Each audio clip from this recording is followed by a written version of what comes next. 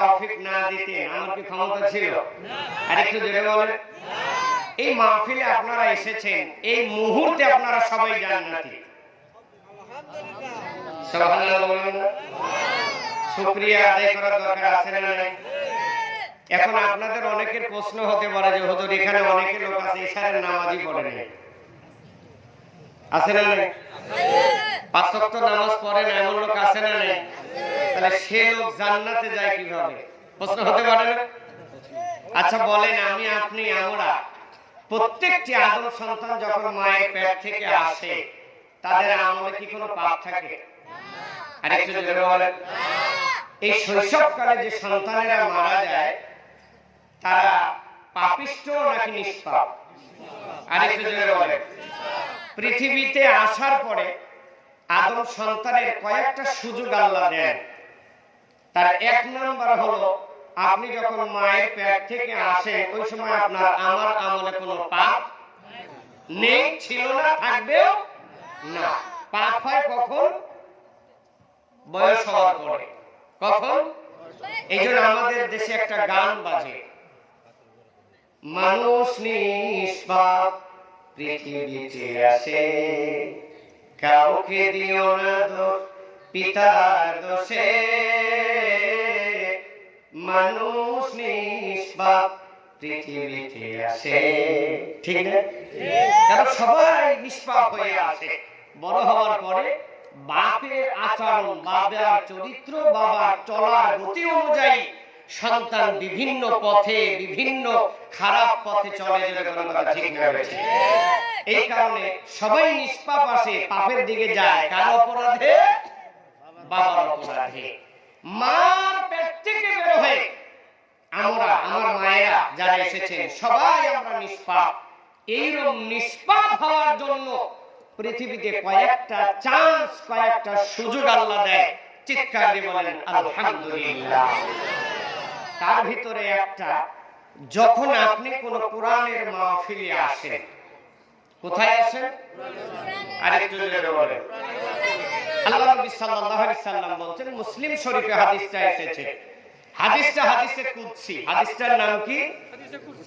এই হাদিসে কুদসির ভিতরে এসেছে, আল্লাহ নবী সাল্লাল্লাহু আলাইহি সাল্লাম বলেছেন, আল্লাহ বলেছেন, যেখানে কোরআনের মাহফিল হয়, কোরআন ও সুন্নাহর কথা বলা হয়, আল্লাহ এই জায়গাটাকে এত বেশি পছন্দ করেন, এই জায়গাটাকে কেন্দ্র করে আল্লাহ ফেরেশতাদেরকে নিয়ে বৈঠক করেন। এত আস্তে বললেন সুবহানাল্লাহ। আপনাদের নিয়ে বৈঠক করেন নিয়ে। হ্যাঁ, নেতাকে তো খুশি করার জন্য গাছের বড় ফল ডাবটা কেটে নিয়ে যায়, নেতাকে দিয়ে আসে।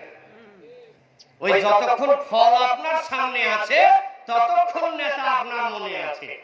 খাওয়ার পরে এই টাঙ্কির ভিতরে গেলে আর আপনার খোঁজ নেই। এই কথা বল না কেন ভাই? যতক্ষণ নেতার সামসামি আছে ততক্ষণ নেতার স্মরণে আপনি আছেন। এই কথা বল না কেন ভাই? উচিত কথা কয়া দেখেন, আপনার 14 গোষ্ঠী ধোয়া ছাড়বে নেতা। হাজার বিপদে পড়লেও নেতা আপনার খোঁজ খবর নেবে না। কিন্তু আল্লাহ বলেছেন, ও বান্দা, যখন কোরআনের মাহফিলে যাও আমার সন্তুষ্টি অর্জন করার জন্য। কিসের জন্য? আর একটু জোরে বলেন। এখানে কার সন্তুষ্টি অর্জন করার জন্য এসেছেন? কি সালাফি সাহেবের কণ্ঠ ভালো, মিষ্টি মিষ্টি কথা বলে? সালাফি সাহেবের প্রেমে এসেছেন নাকি? কার প্রেমে এসেছেন? আর একটু জোরে বলেন। ও মুসলমানেরা, আমার কলিজার টুকরা মা বোনেরা, আল্লাহ নবী বলছেন, যেখানে কোরআনের মাহফিল হয়, আল্লাহর কথাগুলি আলোচনা হয়, নবীর কথাগুলি আলোচনা হয়, ওই মাহফিলকে কেন্দ্র করে আল্লাহ ফেরেশতাদের সাথে বৈঠক করে বলে, আমার ফেরেশতারা, আমার পৃথিবীতে পছন্দনীয় জায়গা যেখানে ইলম শিক্ষা দেওয়া হয়, আমার এই বান্দারা এখানে এসেছে, যারা এখানে এসেছে আমি আমার সকল বান্দার জীবনের সব গুনাহ মাফ করে দিলাম।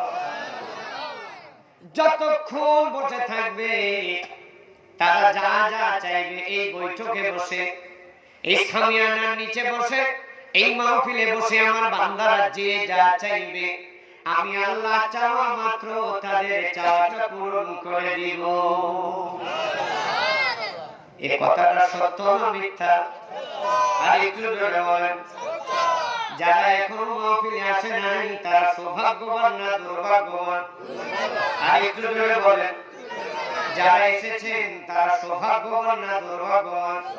ও সোনার ভাইরা, আমার কলিজার টুকরা মায়েরা, মুরব্বী বাবাজিরা, হয়তো জীবনে অনেক অন্যায় করেছেন, একটা পাপ আল্লাহ ক্ষমা করবেন না। সেটা হলো আপনি যদি হকুল ইবাদা, বান্দার হক নষ্ট করেন, আপনি যদি কারোর টাকা মেরে খান, কারণ আমি যদি আপনি গীবত গান, আপনি যদি কারোর পরের জমির আল কেটে নিজের খেতে আনেন, জমির সীমানা নিয়ে যদি আপনি ঠেলাঠেলি করেন, এই পাপ বাদে দুনিয়াতে যত পাপ করে আপনি মাহফিলে বসবেন, আপনার অনুশোচনার কারণে আল্লাহ আপনার জীবনের সব গুনাহ মাফ করে দিবে। কারণ বান্দার হক নষ্ট করলে আল্লাহ ক্ষমা করবে না। আরেকটু জোরে করবে।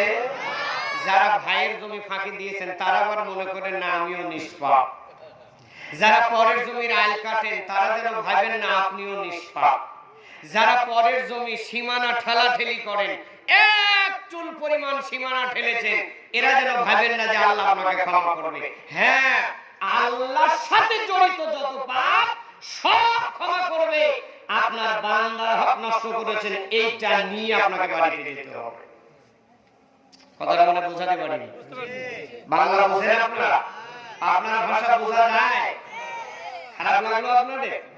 আমার সোনার ভাইরা, আপনি যার হক নষ্ট করেছেন, বাদামের দোকানে গিয়ে 100 গ্রাম বাদাম কিনবেন, কিনার আগে দাঁড়িয়ে দোকানদার মারতে মারতে 5টা খেয়ে ফেলেছে। ওর বাপের কি বাদামের ফ্যাক্টরি আছে? এই যে 5টা বাদাম যে খেলেন এর হিসাব কে দিবে? কথা বলেন। একটা বাদাম যদি ওর অনুমতি ছাড়া নেন, এটা তাহাজ্জুদ পড়ে তো দূরের কথা, কাবা ঘরের নিচে কবর হলেও এটা ক্ষমা হবে না। এর নাম হলো বান্দার হক। হিসাব করে কথা বলবে, হিসাব করে চলবে। হ্যাঁ, মদ জিলাপির দোকানে যায় এমন আল্লাহর বান্দা আছে, দাম কষাকষি করতে করতে জিলাপির দোকান ঘুরতে ঘুরতে খাতে খাতে পেট ভরে যায়। কথা বল না কেটে যায়। তার কারণ দাম করা দেখলে তো খরিদ্দার চিন্তা করে যে কাস্টমার যত 2-1 কেজি নিবে একটা খাওয়াই দেই। একটা একটা করে খাতে খাতে পেট ভরে যায়, লাস্টে আর জিলাপি নেই। এই পাপ কোনদিন তাহাজ্জুদ পড়ে কাবা ঘরে গিলা ধরে কাঁদলে ক্ষমা হবে না? ক্ষমা হবে না। দাড়ি ওজন হয়ে গিয়েছে, এরপরে একটা বেগুন দাড়ির উপরে তুলে দিয়েছে, একটা মরিচ 5টা মরিচ তুলে দিয়েছে, 2টা পেঁয়াজ তুলে দিয়েছে। এটা কাবা ঘরের গিলা ধরে কাঁদলে কাবা ঘরের নিচে কবর হলেও ক্ষমা হবে না। আমি আপনাকে বুঝাতে অক্ষম মানুষ জড়িত পাপ কত জটিল এবং কঠিন।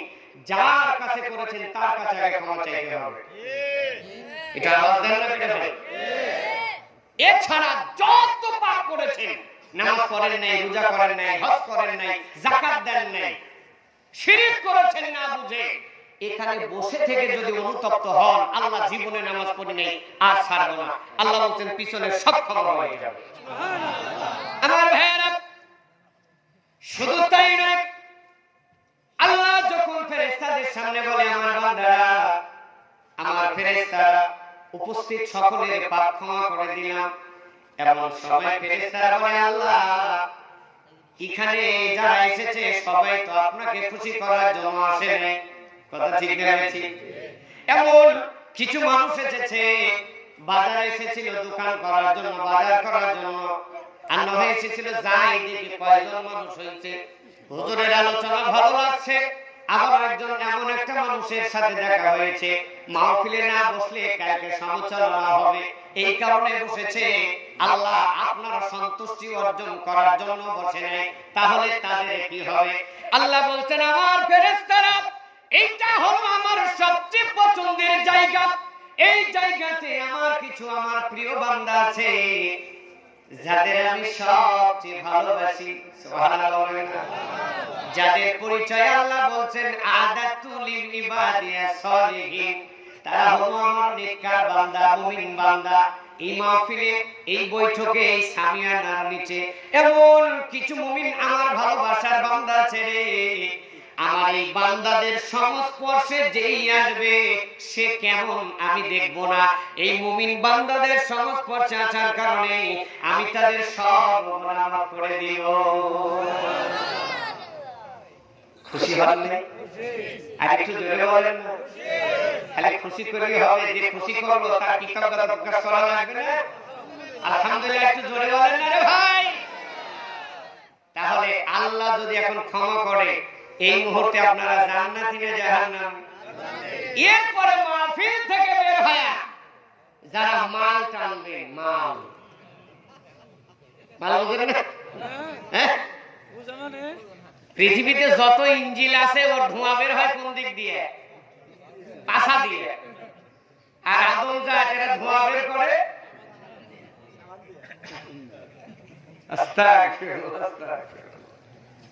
এখান থেকে বের হয়ে যাওয়ার পরে যারা খারাপ করবেন তারা কোথায় যাবেন? আরেকটু জোরে বলেন। হতে পারে এমন আল্লাহর বান্দা আছেন আজকে জীবনের মাহফিল এটাই শেষ। কথা ঠিক না? এখন আজকে এই মাহফিল থেকে বাড়িতে গেলে মনে মনে ভাবেন, বিড়ি খাইছে আর জীবনে খাবো না, জর্দা খাইছে আর কোনোদিন খাবো না, যা পাপ করেছে আর জীবনে করবো না। কালকে মানবেন কি মানবেন এটা সূর্য ওঠার পরে। কথা ঠিক না? এই কথা বলার পরে, অনুশোচনা করার পরে বাড়িতে গেলে ঘুমের ঘরে আপনার মৃত্যু হয়ে গেল, আল্লাহর ওয়াদা অনুযায়ী আপনি জানেন না।